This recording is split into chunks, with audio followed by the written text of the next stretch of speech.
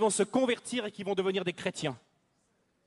Et pas n'importe lesquels chrétiens, des chrétiens prominents dans l'Église, le fils de Rufus, le fils d'Alexandre, de Simon de Cyrène, Rufus, il va être un chrétien prominent dans l'Église de Rome. Et ce qui se passe, c'est que l'apôtre Paul va le saluer. Et il le salue d'une manière qui me touche aussi. Mais avant, est-ce que vous ne trouvez pas quelque part assez touchant que Jésus, le Fils de Dieu, a été aidé par l'Afrique à 2 moments de sa vie où il était le plus faible, le plus vulnérable. C'est l'Afrique qui est venue à son secours. Et bien sûr, Dieu ne doit rien à personne, nous dit l'Écriture. Mais je suis convaincu que tout le travail qu'une église comme la nôtre est en train de faire en Afrique, je suis convaincu que ça fait partie des bénédictions que Dieu accorde à l'Afrique et que Jésus accorde à l'Afrique. Parce que Jésus n'a jamais oublié et n'oubliera jamais que l'Afrique, aux heures les plus fragiles de sa vie, est venue à son secours. Il y en a qui peuvent dire « Ah, mais ça c'est une coïncidence ». Je ne crois pas que c'est une coïncidence et je crois que ça a quelque chose à nous dire aujourd'hui. L'Afrique, présente dans la Bible, et pourrait écrire un livre là-dessus, parce que ce matin, je pourrais parler 1 ou 2 heures sur les Africains de la Bible. Il y en a tellement, entre Ebed-Melech, entre tous ces personnages africains, ces grands hommes de Dieu qui sont là dans la Bible.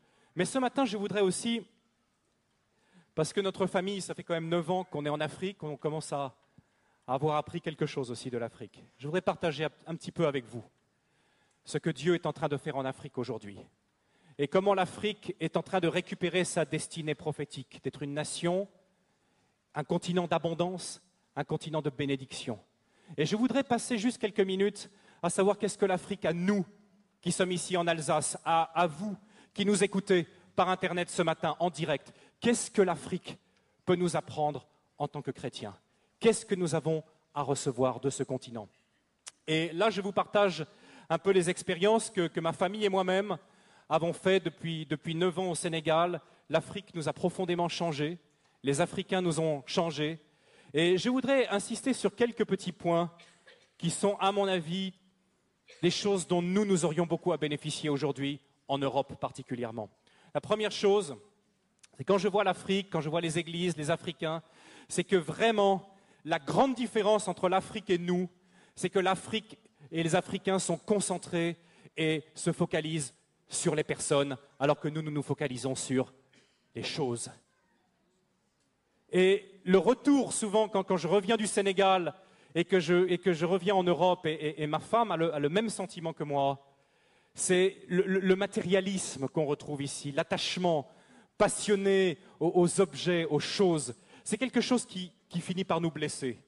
Et je sais que c'est quelque chose pour tous les visiteurs africains et pour tous ceux qui sont ici qui les blessent. Parce qu'en Afrique, la première chose, la plus importante, c'est les personnes. Vous savez ce qui se passe la première fois que vous allez en Afrique? Lorsque vous y allez, qu'est-ce qu'on vous donne? On vous donne une famille. Est-ce qu'on fait ça chez nous, ici, en Alsace? Je ne crois pas, hein? Mais quand vous allez en Afrique, on vous donne une famille, on vous donne un père, on vous donne une mère, un grand-père, une grand-mère, on vous donne des sœurs, on vous intègre dans une famille africaine, on vous donne même un nom africain pour vous souhaiter la bienvenue. J'ai un nom africain, ma femme, mes enfants ont des noms africains. Et nous sommes connus là-bas au Sénégal sous nos noms africains, beaucoup plus qu'ici. Pour ceux qui s'intéressent aux langues, ma femme s'appelle Mossane Sarr et moi je m'appelle Diegan Sarr. Et les gens nous connaissent comme ça là-bas. La première chose qu'on vous donne quand vous arrivez, c'est l'appartenance. On vous intègre immédiatement à une famille. Un petit détail qui m'a frappé l'autre jour en lisant la Bible.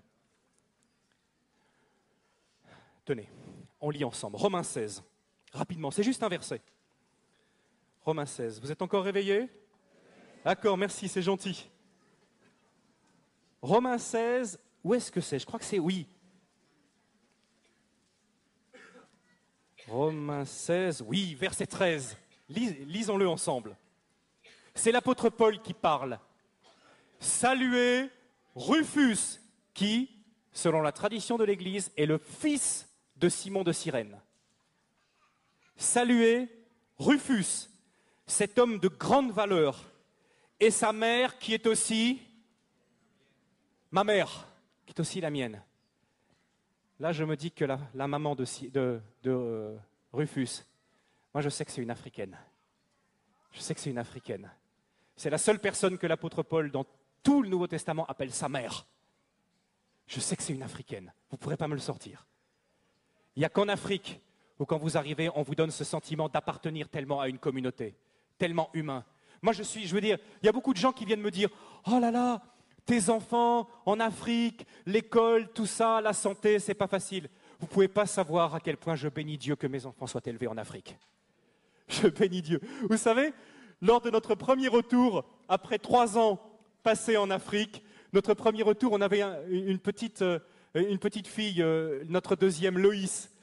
Je crois qu'elle avait 2 ans. Et quand elle venait ici en Alsace, elle passait son temps comme ça, à lever les mains. Quand elle voyait les gens, elle levait les 2 bras comme ça. Parce qu'elle savait qu'en Afrique, elle avait expérimenté que quand un enfant tend ses bras, qu'est-ce qui se passe? N'importe qui soit de la famille ou pas, va prendre l'enfant dans les bras, dire une parole gentille, le consoler. Et elle était là en Europe, elle tendait ses bras comme ça, mais c'est pas la même chose ici. C'est pas la même chose. Grandir en Afrique, c'est grandir dans le continent le plus humain, le plus chaleureux et pour moi le plus merveilleux qui se puisse être. Je remercie. Encore une fois ce matin, je profite de ce passage, je dis merci à l'Afrique. Et non seulement l'Afrique m'a guéri de beaucoup de choses, non seulement l'Afrique est toujours en train de me transformer, mais je suis convaincu que ce côté humain, c'est notre Église, nous ici à Mulhouse, on en a profondément besoin, de retrouver ce relationnel qui est les valeurs bibliques. Quand vous travaillez en Afrique, vous apercevez que ces valeurs de relationnel, ce sens de l'humain, cette attention portée aux gens, c'est le cœur de l'Évangile. Et on ne le vit pas assez en Europe. Beaucoup de fois, moi j'ai des amis ici en Alsace qui me disent, vous savez, on ne connaît même pas nos voisins. Ça c'est impensable en Afrique. C'est impensable. Et l'Église d'Europe a besoin de guérison de ce côté-là. On a besoin de réapprendre tout le côté relationnel de l'Évangile. Et l'Afrique peut beaucoup nous y aider. Beaucoup. Je demande à l'Église ce matin solennellement de considérer les paroles que je suis en train de lui dire. Au milieu de nous, il y a beaucoup d'Africains qui sont là ce matin. Et je peux vous assurer, et je crois que je parle de la part du Seigneur, que ces Africains qui sont au milieu de nous sont là, appelés, amenés par le Seigneur pour nous guérir de beaucoup de choses, et particulièrement de notre matérialisme et de notre attachement aux choses. Je parle solennellement ce matin, mes bien-aimés. Je voudrais que vous fassiez attention. Rapprochez-vous des frères et sœurs africains qui sont au pied de nous. Je parle aussi de ceux qui sont d'origine des Antilles, de ceux qui ont grandi en France, mais qui ont le sang de l'Afrique en eux. Ils sont une bénédiction et une grande source de guérison pour l'Église. Je voudrais saluer aussi ce matin tous les couples mixtes qui sont de l'Église. Je ne peux pas les saluer individuellement par leur nom, mais je vous dis de la part du Seigneur, vous êtes aussi une guérison ici pour notre Église. Vous êtes une guérison de la part de Dieu. Souvent, l'Africain, c'est quelqu'un qui ne va pas chercher à se mettre en avant, mais il ne va pas chercher à imposer ce qu'il est et ce qu'il croit. Mais je peux vous dire que si vous prenez par la main ceux qui sont vos voisins, et vous allez beaucoup apprendre d'eux. L'Afrique est le continent le plus humain du monde. C'est aussi un continent, dire les Africains, ce qui nous a surpris toujours, c'est à quel point ils considèrent que le temps appartient à Dieu, alors que nous, le temps appartient à nos montres. Nous sommes toujours pressés. Tu te souviens, Claude, hier, on était au téléphone avec Diokel.